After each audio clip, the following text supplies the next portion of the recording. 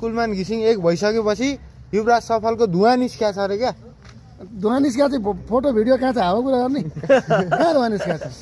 तिनीहरू गजडीहरूको चाहिँ धुवा निस्किया छ, गाँजाको धुवा निस्किया छ। कसरी अनि अब युवराज सफलले लडाइदिने भयो, अब हामी भयो भनेर डरले गठबन्धन गर्दै हिँड्या छन्। गठबन्धन गर्ने त भुसिया कुकुरले लुते बिरालोले हो। बाघ सिंह एक्लै आउँछ मैदान आइज भाइ, लुसिफरहरू आइज, त्यसपछि आइज चाहिँ सहकारी खानेहरू आइज। अब हर्क साङपाङको पार्टीमा तपाईँलाई उपाध्यक्षको रूपमा देख्न पायौँ नि कहिले हामीले? म कसैका पार्टीमा पनि जान्न, अहिले झोला बोक्दैन म। किन यो तपाईँको झोले हो भन्छ नि त। म मुलुक बचाउने नागरिक, ममु बना अभियानको प्रमुख हो।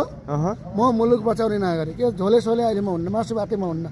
तपाईँले त मासु भाते झोले नै भन्छन् क्या? न झोला बोकेको छु न मासु भात खाएको छु मैले। त पहिला पुरानो शक्तिबाट यो परिचालित हो भन्छन्, तपाईँ परिचालित हो?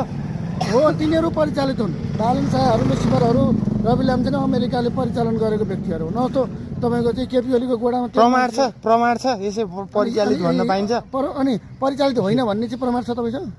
मसँग छ। के छ? तिनीहरू कसरी परिचालित हुन्छन्? अहिलेका नयाँ शक्ति भन्न उदाहरण हुन्छ त पित पत्रकारिता लिएर लातपत नगरोस् तपाईँ। तपाईँ चाहिँ पित बोलिराख्नु भएको छ, मिडियालाई मान्छे नगर्ने तपाईँले। मिडियालाई कहाँ मान्छे भन्छ त? मिडिया नै हो नि, मान्छे भन्छु मिडियालाई। मान्छेले चलाउने हो नि त मिडिया नि। मान्छे जस्तो कुरा गर्नुहोस्, मान्छे जस्तो। हर्क साङपाङ चाहिँ मिल्नै चाहँदैनन् क्या? तपाईँले त अब बेल्चा हान्न जाने भन्ने सुनेको थियो। को बेल्चा हान्न जाने? तपाईँ किन हर्क साङपाङको पार्टीमा जोडिएर? पार्टीमा जोडिन्न, श्रम गर्नलाई त के ठुलो कुरा भयो र? चोर्न ठग्न सहकारी ठग्न पो हुन्न, सिंहदरबार चलाउन पो हुन्न त यार। श्रम गर्न बेल्चा हान्नु त राम्रो काम हो नि, गर्व गर्नुहोस् न तपाईँहरू। रविलाई फेरि मुद्दा हाल्नुहुन्छ के छ? के मुद्दा हाल्नु त्यो केटोलाई भने? उसलाई मैले घाम ताप्नलाई, भिटामिन डी खानलाई, खुट्टा तन्काउन 2-4 दिनलाई छोडिदियो भनेपछि डराएको युवराज सफल अब रवि लामिछाने थुर थुर थुर थुर कामेकै हो।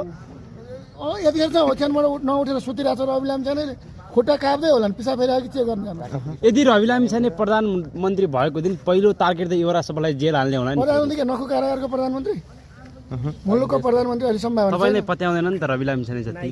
अब मैले सहकारी ठगेको छैन, 2-3टा बुढीले आइन अनि कहाँ पत्याउनु त भाइ मलाई?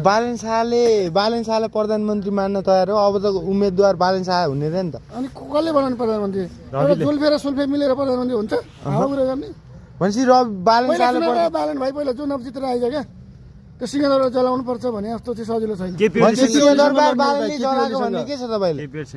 बालनले कसरी जलाए सिंहदरबार? आगो लगाए, पेट्रोल छर्के, बम पड्कायो नि के? तिनले जलाएकै छैन नि त, तिन त फेसबुकमा स्ट्याटस मात्रै देखियो। तिनले जलाउन्।